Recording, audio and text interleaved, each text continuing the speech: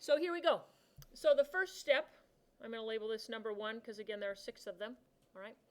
The first step is to just go ahead and write it normally. Y equals the sine of x. Okay.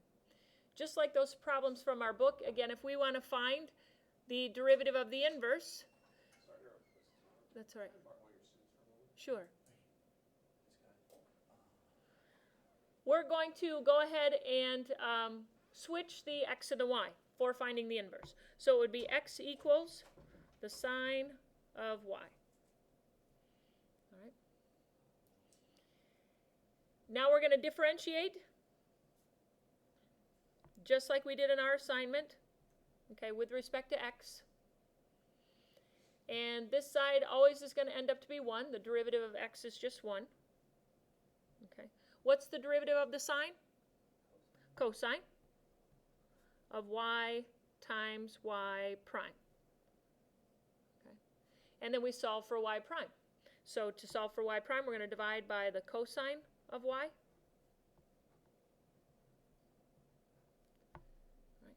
And these cancel, and we get y prime equals 1 over the cosine of y. Okay.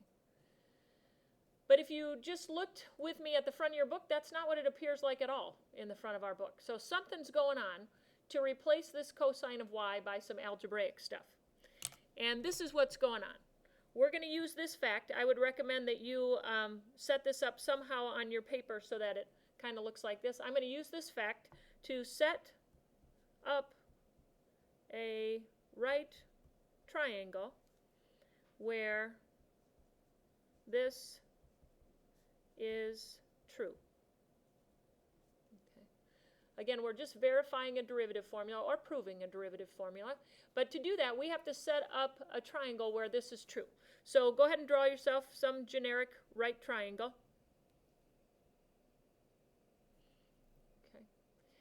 In this setup, remember how the angle always goes behind the trig function? So we have an angle y. So call one of your angles y. I'm going to do this one.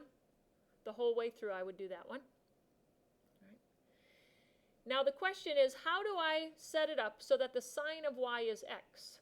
Again, that's what we're trying to make happen in this triangle. Set it up so that the sine of the angle is x. Well, remember that sine is opposite over hypotenuse, right? So see if you can think for a moment, how could you set that up so that the sine of y would just be regular old x? What could we call the opposite side? What could we call the hypotenuse? Think about that for a minute.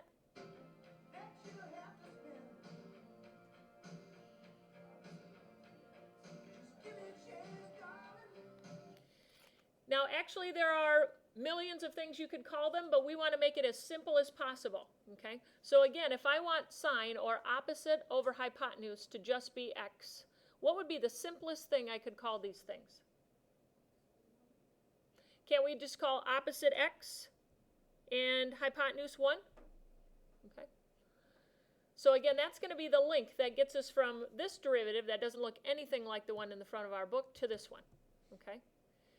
Now, if you look at this formula down here, though, we need the cosine. Okay? Cosine is who over what? Adjacent over hypotenuse. We don't know adjacent. Is there some tool from our past that will help us find adjacent?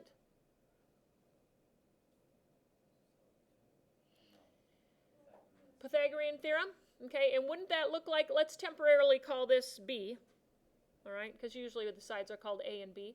So wouldn't that look like 1 squared equals x squared plus b squared? Right? And 1 squared is just 1. And x squared is x squared. And b squared is b squared. But if we want to solve it for b, what would I do next? Minus x squared. So we get 1 minus x squared equals b squared. I don't want b squared, though. I just want b, right? So I can unsquare by square rooting. So b is the square root of 1 minus x squared. Right. So you're going to get faster at that as you do these problems, finding that missing side. Now that means that the cosine of y the cosine of angle y, which is adjacent over hypotenuse, is just what? Decide with the person next to you, what is the cosine of y then?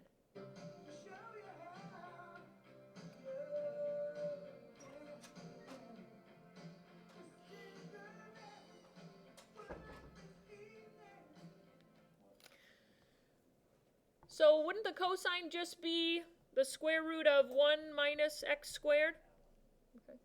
Because if you divide that by 1, it doesn't change it, right? And here's my trade-off.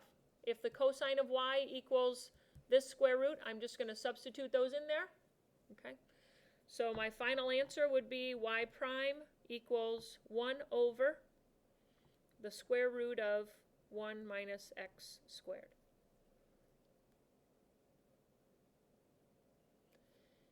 Now again, we should be able to verify that with the front of our book. So look at the front of your book and see if we got the correct answer.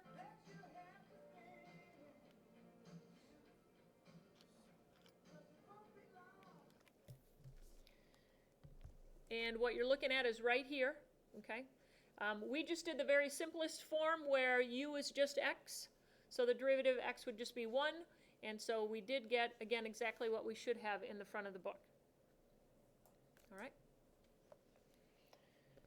So that is the derivative of the inverse sine function.